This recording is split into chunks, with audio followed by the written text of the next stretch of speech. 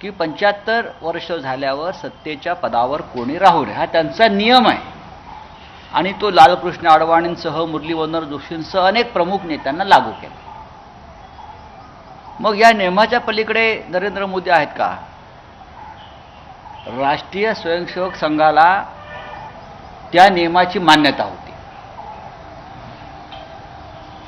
आणि त्यासाठीच ते चर्चा करण्यासाठी गेले. 17 सप्टेंबरला नरेंद्र मोदी 75 वर्ष पूर्ण करतायत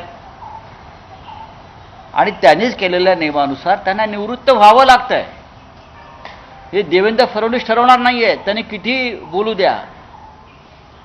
आणि त्यांनी जे सांगितलेलं आहे की बाप जिवंत असताना काय वारसदार ठरवला जात नाही, मोगली संस्कृती आहे. कोण बाप?